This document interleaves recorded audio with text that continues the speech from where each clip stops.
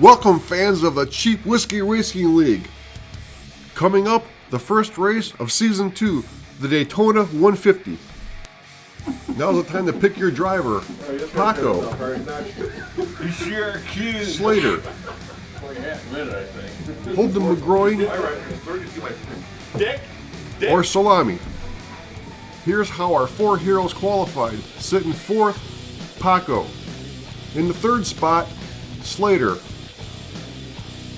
Qualifying second, Salami.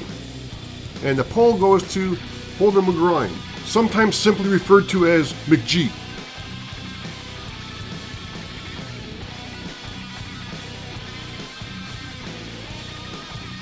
And here we go racing. Green flag, green flag.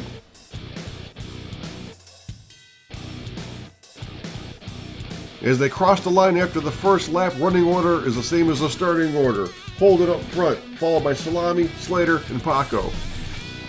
On lap 2, Paco tries to take himself out. It doesn't work, however. Kinda like failing at suicide. It's just one more thing you're not good at. Lap 4 shows Slater right on McG's butt, but can't quite get the pass done, and at the same time gives up second place to Martin. Looks like Paco's taking over third spot here on lap 5. A little trouble on lap 8, Paco goes for a ride, and after we go back and take a look at the replay, we can tell that this was Paco's fault 100%, no question about it.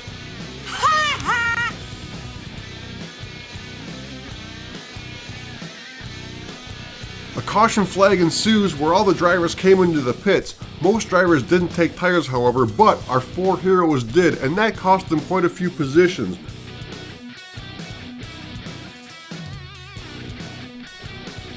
So we're looking at a restart with McG starting 7th, Slater 14th, and Salami and Paco down in 19th and 20th respectively. And check this shit out. After losing 6 spots on the pit stop, McG got a great jump on the start and got himself back in the first place before coming back to the stripe. Good job. Wait, what am I doing giving compliments? What I meant to say was, that's probably the best you're going to see him drive all season. Here's Salami getting his way back up to third place, but shortly thereafter gives all those spots back by getting up a little too high in the turn and leaving himself out to dry. Now it's Slater's turn to get the freight train treatment as he gets a little too high in the turn and gets passed by all the group on the low side, including Paco. Then Slater pulls off this little gem right here. Unfortunately for him, this did not bring out the caution, which leaves him in the back of the pack without a draft. And as you know, at Daytona, no draft equals death sentence.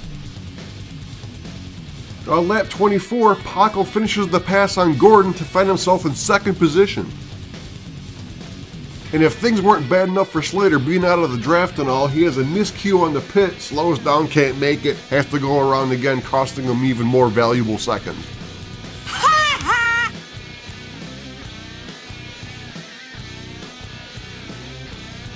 McG, Salami, and Paco all pit on lap 28. I don't know about you, but does it look like McG's going a little fast coming through the pits here? And the race officials have confirmed he was too fast entering pit road. He did get a black flag, so here he comes back through for his drive-through penalty. And while serving his penalty for speeding on pit road, he was speeding on pit road. So essentially he got BF'd while serving his BF, but this time it was under green, so now he's got to do a stop and go instead of a drive-through, and I think this time he figured while he was stopping, he might as well get some more gas and have a sandwich. So after the second round of pit stops, Paco shows in first place. Meanwhile, Slater, he's out of the draft, he's also out of pit sequence, and he's also out of the group of cars that, well, of drivers that know what they're doing. Looks like the drivers have coagulated into some distinct groups.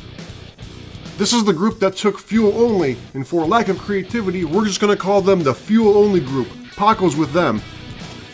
Behind them, led by Salami, are the guys that got fuel and tires. Following the fuel and tires group is this pack of 3 cars. We're not really sure what their story is. And even further behind them is McG and Slater, and they're back there for obvious reasons. Several laps later, looks like Paco and his gang have caught up to McGee, trying to put him a lap down. He's doing his best to hold him off, but I don't think he can hold him off forever. And no, here he is going. Actually, I thought he was getting lapped for the first time. No, he's going 2 laps down at this point. Here's Salami leaving the pits after his final pit stop of the race. The rest of the drivers are going to stay out for another lap.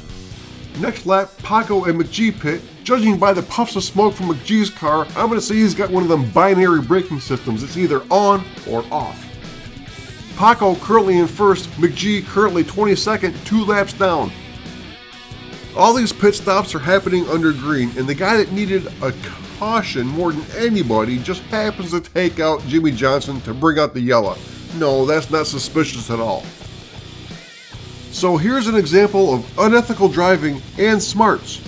Slater, who caused the caution, comes up to pit road because he's out of fuel even though the pits are closed, stops just before the entrance of pit road, that way he doesn't get a BF for entering a closed pit, plus he gets a free tow from AAA back to his pit stall. But now he's got to hurry his arse off pit road and get in front of the pace car, because if he doesn't, he's going to go a lap down.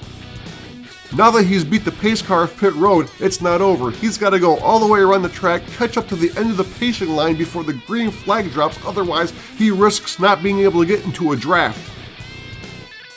So he's made up the 2.5 miles, but forgets how long it takes to bleed off 100 and some miles an hour, so he ends up blown by the pacing line. Meanwhile, McGee saw that coming in his rearview mirror, decided he's going to move over just in case. On the restart, Paco's holding first, Salami's in 9th. The other 2 guys we're not too sure about right now. 9 laps to go when the green flag drops.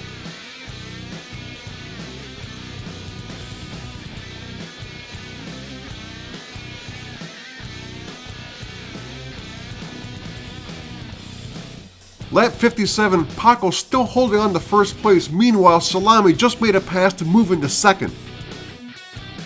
Lap 60, final lap, Paco desperately trying to hold off Salami.